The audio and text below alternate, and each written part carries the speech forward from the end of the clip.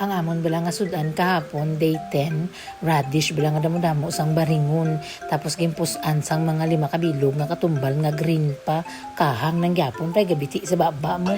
Tapos yung bahay bala namon diri ho, ni may durian. Sagi pala ta nakadulong diri ka durian na ugot-ugot ko. Yung mo tigin buksan namon dayon eh. Namig, may bahay ka nga damo sang durian, hayo patay nila dulong diri bala.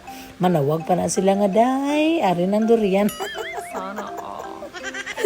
Ay maan. So since naubusan kami sang bugas gani sa Balayte, nagpaamulya duman kami sa Banwa, na bakal kami sa kasako, kiti damo bay kami dako kaming pamilya, ang bugas namon do ginakilatan lang mo. So naglibot-libot kami kag may gina-process man ako nga mga papeles, tapos nag-agi kami sa Park and Go dako-dako dito ang litik sa ilang nga tinapay. Sana all. Mga followers ko manggali na sila. So shout out sa tanan nga mga lovely ladies dira sa sulod. Ti pagsulod ko palang tig na lang to ko vlog nyo ba.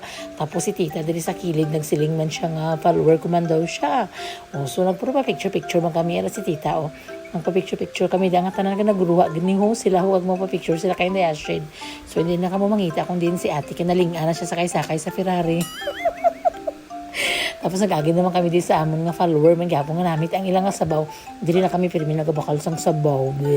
Tapos nag-agi kami sa 7-Eleven. Kay balan mo, ang ginupod-upod ni Astrid, mabakal sang turon kag pagkaon sa 7-Eleven.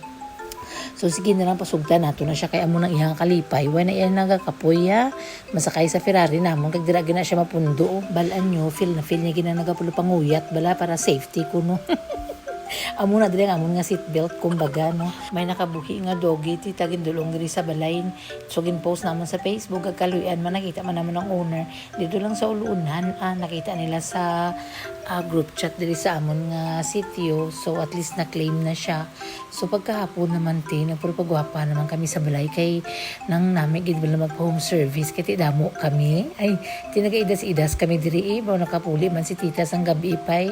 Gwapa nga amon mga kuko tita kay ang bata ko excited na siya nga mapa nail extension kay ti sa Australia tita gaiwas mga makig man na ilang tatay pero diri excuse kay ti ari kami sa holiday gani kay last year ginin obra man namon ini pero pag abot namon ni sa Australia dun ko maning akon ti kay ti hindi ba ni pwede kay ko mag-alaga ako sa akong nga ugangan magkala sangit man ni sa iya nga panit mapilas na iya nga panit kay very bala nang very thin na tapos si ate enjoy gid pero pag abot ni sa balik dito pang doon man namon inigyapon. So aring video namon medyo old na ni siya gindugtong ko na lang na diri kay wala ko ni napakita sa inyo nga namit pero ang amon nga sudan diri ang palaya. So amo na ni ang result no ang transition ni ate sang iya nga nails kay gwapa ko no ay happy ta ng bata pa do feeling dalaga na ni siya. So hasta lang diri tin medyo nagahunghong ako sa voice over ko kay ari ko sa pulumulok. Nagatulog ng tanan kay may bunyag kami buwas. Busy kami buwas so sige lang ma voice over ko ni kadali lang.